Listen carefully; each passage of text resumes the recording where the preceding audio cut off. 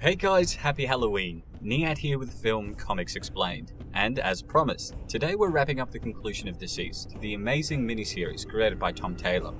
The anti-life equation has made its way across the world, infecting billions of people, and while a plan was developed to create 2 interstellar arcs that could carry a few million people in a mass exodus, in the last volume, Superman was corrupted. Their greatest ally had now become their greatest foe, and things are about to get crazy. As we head to 432 Park Avenue, New York, we're informed what happened next. He was faster than a speeding bullet, more powerful than a locomotive, able to leap tall buildings in a single bound. But Clark had a much greater power. Every single person that saw him is filled with hope. We then cut to the roof where a number of survivors are looking up to who they thought was their savior.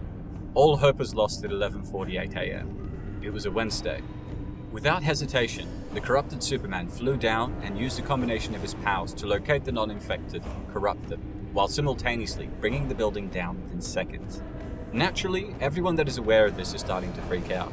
Clark is able to hear and see everything within an extended range, and with his super speed and powers, it won't be long until he single-handedly brings the world to its knees. As we head over to the Fortress of Solitude, Cyborg alerts them all to the severity of their predicament. He believes that as Superman is turned, any chance of reversing the infection is gone with him, and since the arcs are ready, they need to leave Earth now. Agreeing with him, Lois notes that Clark can take down both arcs in a heartbeat, and Diana tells him that they need to take him on. With Jefferson asking how they plan on doing that, Damian reveals one of the flash drives Batman left in his care, explaining that Bruce left a takedown plan for every major hero. Not surprised by this, Ollie tells him that Bruce doesn't even have to be alive to be scheming against them all, but Damian admits that he didn't actually leave one for him. Discovering that Batman never saw him as a world-ending threat like Wonder Woman, Flash, and the Green Lantern, Ollie is a bit offended, causing Dinah to jokingly agree that he could be a planetary threat if he wanted to. Alfred then advises Damian that Bruce stocked up his new inventory belt with something special. Sensing its effect on him, with his friend pulling it out of his right hip pocket, John notes that he's holding kryptonite. Alfred and Cyborg then open the flash drive, explaining that schematics would enable them to turn the kryptonite into a suppressing gas that would slow Clark down, but Diana tells them that's not enough. Damian tries to say that they should trust his father, but Diana brings up a great point, that Bruce was a lot of things, but he was never lethal. The trait that made him admirable was arguably his biggest flaw. After all, a case could be made that Gotham would be much safer if he killed his rogues gallery instead of sending them to Arkham. Diana then pushes on, saying they can't hold back now. When asked if she had a better solution, she explains that Batman wasn't the only one with enough sense to plot against his friends. Taking the leadership role of Superman, she begins formulating a plan, sending the heroes to begin the evacuation with one arc to retrieve the survivors at Themyscira and the other for survivors at Gotham. As we head over to the Forge of Kal-El, Diana begins constructing a weapon that could defeat the Man of Steel. With Victor asking if this will work, Wonder Woman says, "Clark is vulnerable to kryptonite and magic. Years ago, my mother and I hypothesized we could join the two. This is the sword of Athena. Athena was the goddess of war, and we fight for everything. She was the goddess of craft, and we have fused mythology with an element from a world that no longer exists. Last, she was the goddess of mathematics, and we are fighting an equation." As the trio fly off looking for Superman, she tells them, "This is not a coincidence. I believe I hold fate in my hands." Heading over to Mr. Miracle and Big Barda, who, under the request of Superman, were told to look for Cyborg on Apokolips, we find them arriving to where the planet should be. Finding nothing but rubble, Barda looks on and says that the rumors were true, and that the entire planet, along with its god, were now dead. Given Darkseid had raided the Earth at the beginning of the story and infected Cyborg, as far as they're concerned, there now is no way to end the corruption. Importantly, Scott Free is a bit torn by the revelation that his stepfather was now gone. 2 things to note here. Darkseid, of course, is not dead, and we're going to find out what happens to him in DCeased Dead Planet. But it's also crucial to know the reason he's so conflicted is that Scott is actually the son of Isaiah Highfather, the ruler of New Genesis, and his wife Avia. As part of a diplomatic move to stop the destructive war between New Genesis and the planet Apokolips, Highfather agreed to an exchange of heirs with Darkseid. His son Scott was traded for Darkseid's second-born son Orion, and the exchange of heirs as hostages was supposed to guarantee that neither side would attack the other. While Orion became a superhero under the loving tutelage of Highfather, Scott was imprisoned on Apokolips and developed the astonishing ability to break out of any dungeon Darkseid made to contain him. Despite this, he learnt much from his adoptive father, so to learn that he is gone is a bit of a shock. But after having processed the information, when Barda asks how he feels about the presumed death of Darkseid, he tells her that it honestly feels pretty good. and presuming there was nothing more they could learn here, they head back to Earth, where we meet up with Mr. Terrific, who's experimenting with an infected Captain Boomerang, noting there was no response to audible or visual stimuli, and no reaction to touch or pain. He also points out a secondary exposure to the virus also had no effect on the subject.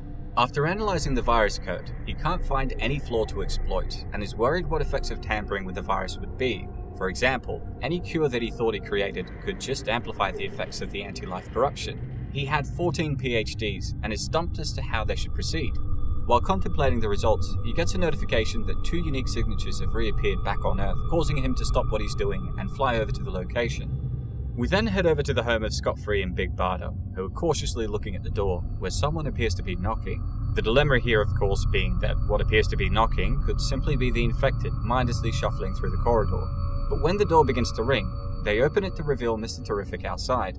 When Barda asks what he's doing here, he explains he was tracking the planet for technology that originated from Apocalypse when he got a spike. As he sits down, he tells the pair that he's done a thorough investigation on the virus. Scott is puzzled to hear this, asking how he was able to see it considering viewing it infected others, and is informed the T-Mars protected him. What's amazing to hear is that despite his intelligence, he didn't know if he would survive, and that he was in fact extremely lucky to do so. He also reveals that he came to them as he hoped they would take him to Apocalypse, reasoning they would have a better chance if they could find exactly where anti-life originated from, but is told that the planet was no more. Taking the information in, he suggests that they move on to other plans he had formulated. Looking for Blue Beetle and Booster Gold, the trio break into Cord Industries and wipe out most of the infected surrounding the compound. After agreeing to clean up, Mr. Terrific informs the group that they need to save the world, and that the only way to do this was to think outside of the box. As they fly off to the side of millions of infected below them, Barda asks if this is really the end of the world. I mean, for the most part, if there is a problem, while there may be significant casualties, as was the case in the death of Superman, the overall threat is usually contained, but here it appears as though all hope is lost. Mr. Terrific explains that he hopes they still have a say in the outcome, and when Barda questions if they really do, he reveals the answer lies in England. They are completely unaware of the evacuation effort, and are focused entirely on reversing the anti-life corruption. When Booster Gold asks why they don't reach out to the Justice League, Mr. Terrific tells them that they're a powder keg, before asking if they really want to be near them when the infection takes over someone like Wonder Woman, something Booster agrees would be a nightmare. And with Superman now infected, we know this is a big brain move. He continues telling them that since the origin of the virus was gone, they are no longer able to attack anti-life from a scientific or technological front. The fall of Captain Atom and the destruction left in his wake is a testament to this. With that said, he reasons that their next option is magic. Blue Beetle then posits that magic is extremely unreliable, which means they will need a backup plan if it fails. Looking down, Mr. Terrific reveals there's a third option, but one that could end very badly. He then goes on to say that he preferred not to think about that option, as it put time and space at risk. Picking up at Liverpool a few hours later, John Constantine is having a rough day. Not only is everyone outside infected, but he was forced to incinerate his best friend. Although he's surrounded by an endless number of corrupted, the group arrive from above and roast them. While thankful they came to his aid, John has a way with words and begins roasting the group for their silly names. He's also a bit confused how they found him, leading to Mr. Terrific explaining his Justice League membership in his wallet had a transponder inside. No doubt the work of Bruce, who, once again, is taking everyone to school from the grave. Getting serious, he tells John that they were unable to find a technological fix for anti-life, hoping there was a magical solution. But John jokes about how they think a warlock can just click his fingers and make Armageddon disappear, for somberly telling them that he had tried to fix it, but this was also beyond magic. When asked if he was going to help them, he reveals his plan is to hide and get so drunk that he won't feel anything, reverting back to his self-destructive ways. Knowing that John was better than that, Mr. Terrific offers a tether towards redemption by saying he knows how to find them if he changes his mind. Flying away and seeing the magician step into a portal and vanish, Mr. Terrific explains it was time for the third and final option, the one that would risk all of time and space. When Booster Gold asks him what it was, he points towards him and says that he believed he was the only one that could save humanity. Not processing what he meant, Booster jokes that he was supposed to be a great thinker, but Mr. Terrific counters this by revealing he had a time machine. It's here that Booster Gold admits he stole it, and of course we know from his character history that he's actually from the 25th century and had come back in time to become a superhero, a plot point that becomes critical very shortly. After telling them that he knew how to operate the machine, when his best friend asks him where it was, he tells them it's in safe hands. As they make their way over to Malibu, the home of superheroes Fire and Ice, they notice the aftermath of a huge conflict. When Barda looks down and tells them it looks like they fought hard, Scott calls out to Teddy in fear as Beatrice DaCosta flies up to them and uses her fiery powers to bring the beetle crashing down.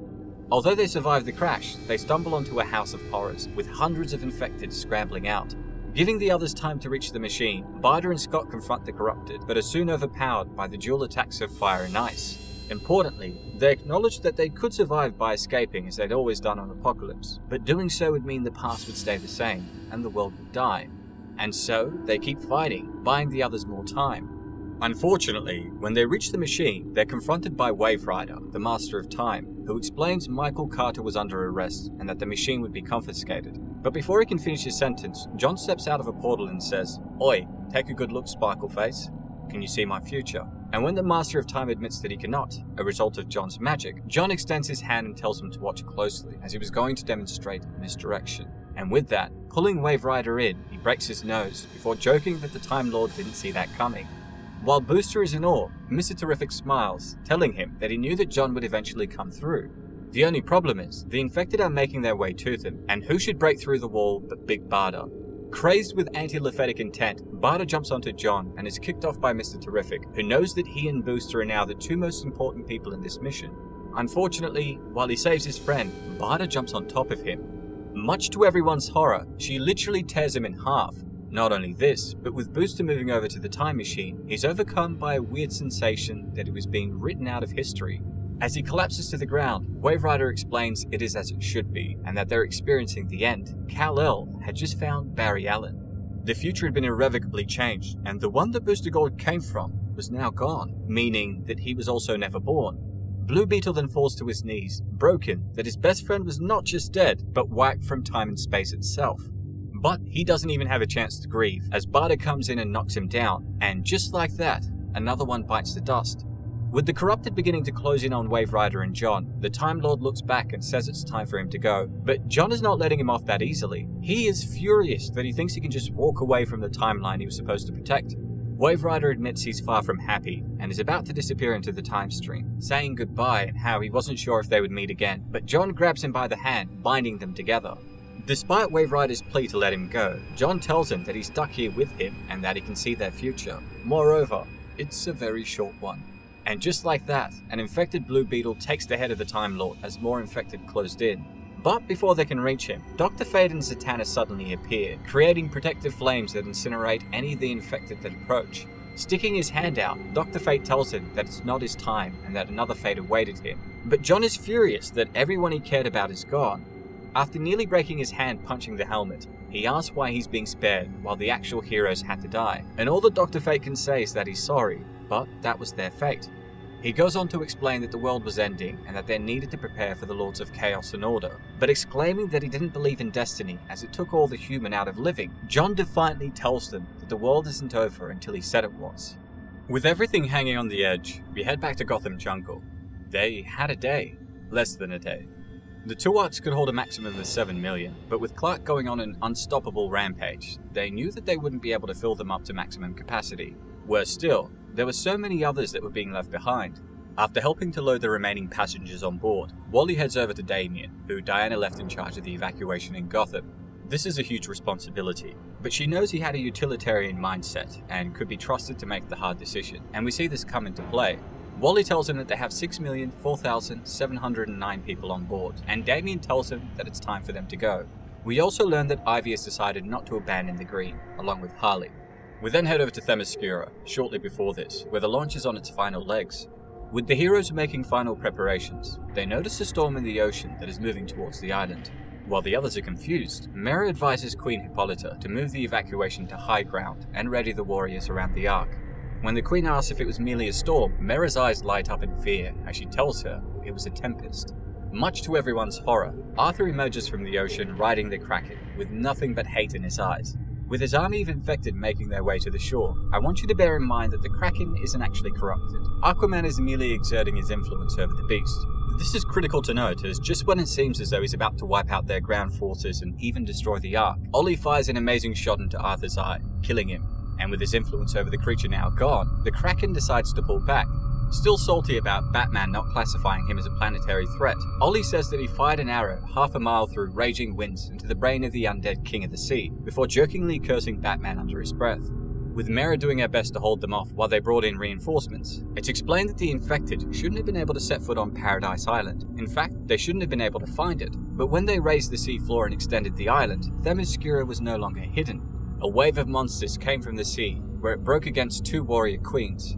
Of course, they weren't alone, and we see Antiope and Wonder Girl jumping into the conflict, along with the rest of the Amazons, giving the last of the survivors a chance to board the Ark.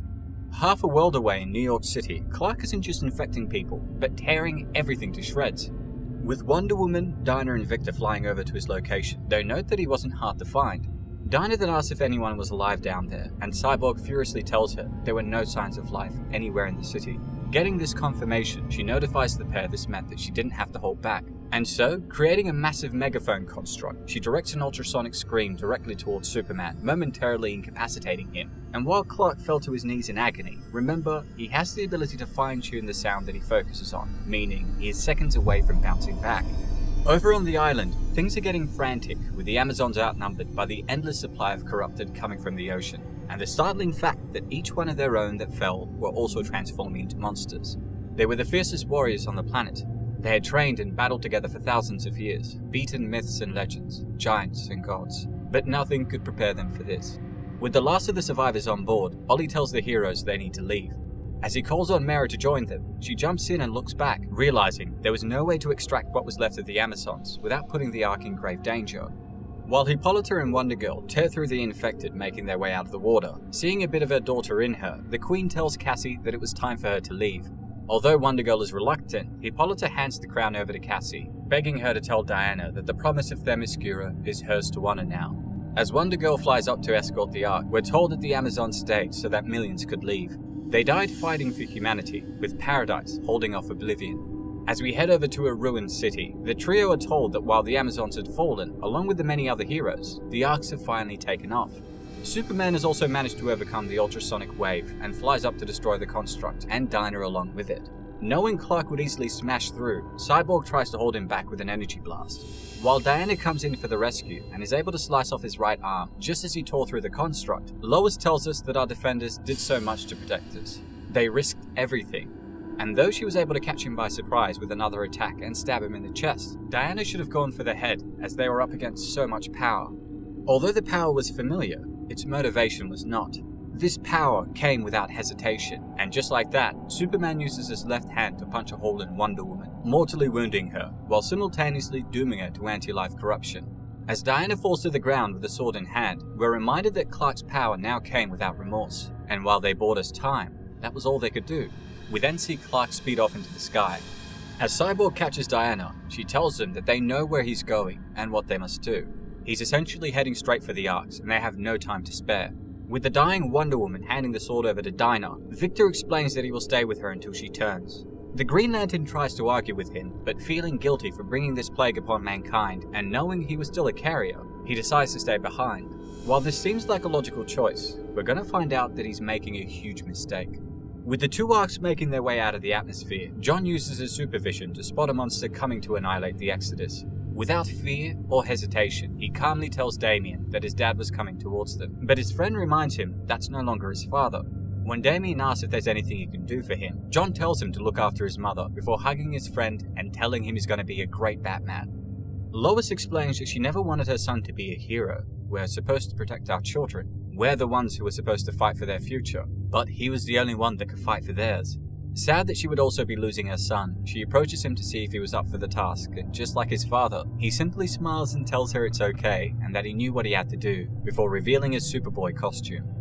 John was the only one standing between the last survivors of Earth and extinction. Speeding off to meet his father head-on, we're told that Clark would have been so proud of him, and with that, father and son collided in an explosion that would be felt light years away. John did amazing, but he was just a child trying to hold back death. His son was not able to stop that, but he had brought them one precious moment that would change everything. With the infected Superman coming to and about to tear his unconscious boy to shreds, Dinah arrives with the sword of Athena in hand, and in that minute, she gets the best news possible. The cavalry had finally arrived. As she looks back confused to see Guy Gardner, we see the full might of the Green Lantern Corps coming in for the assist. Ganthet explains that the Guardians were about to quarantine the Earth, as Guy looks on at the infected Clark, who has not moved since they arrived. Dinah tells them that it's thinking, working out if he can take them all on, before yelling at the anti-life equation to do the math.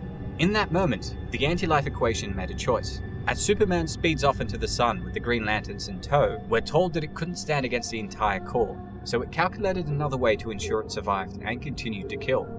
With Clark entering the center of the sun, they're told to hold back as Ganthet explains Clark is feeding on solar radiation, essentially absorbing and draining the sun of its energy to transform into something even more horrifying. Realizing they could do nothing, he tells them this meant the entire solar system would soon grow cold and die, meaning they literally had no choice but to leave the Earth forever. Of course, Dinah and the others want to finish Clark off, but are informed that even the Green Lantern's light isn't powerful enough to reach into the heart of a star, leading the others to pull back and support the Arcs. He tells the Green Lanterns perhaps it's for the best. They cannot directly wipe the virus out, but if the system freezes, at least anti-life will sleep. Saying they will have to continue to monitor the solar system from afar, he explains their priority is taking what's left of humanity to a new world. As we return to Earth, Cyborg confronts Diana, who was just corrupted by anti-life. Binding her with the lasso of truth, he compels her to speak. To his surprise, anti-life begins talking through Wonder Woman, saying, "We have a voice." He continues by asking if there was a way to stop them, but is told that they are death and that nothing can stop death. Importantly, when Cyborg then asks if there's a cure, he's surprised to hear the virus say that there was.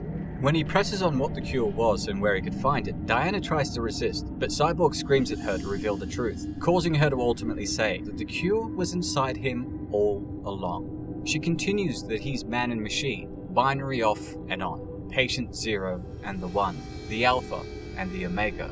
Victor then lets his guard down, shocked by the revelation that everyone they fought and killed didn't have to die. The voice assures him that everybody dies, and when he lets go of the lasso and looks up at the sky, stating that he had to fly up and let everyone know the truth, Diana approaches him from behind, and before he had time to do anything, she grabs his head and pulls it off, saying that the only truth is that life is fleeting and death is forever. Just like that, a hope we didn't know we had was extinguished by anti-Laphetic degeneracy. As the Arcs reach a new home world dubbed Earth 2, Lois reminds us that although her mother used to say that there was no such thing as monsters, nothing hidden in the dark that would be jumping out of the shadows, her son came to realize the hard way that was not true. But as they looked onto their new planet for the first time, she tells us that there was one thing she did know. The monsters were certainly behind them now. And that is the conclusion to DCeased. This was so much fun to go through, so a huge thanks to everyone that requested we cover it. With that said, let me know what your favourite parts of the story were, and what surprised you the most in the comments below. Well, that's all for today, folks. Don't forget to hit like and subscribe to stay up to date on all my content, and if there's anything else you'd like to request, please don't hesitate to ask. As always, it's been a pleasure. Niyat here with Film Comics Explained. Thanks for stopping by.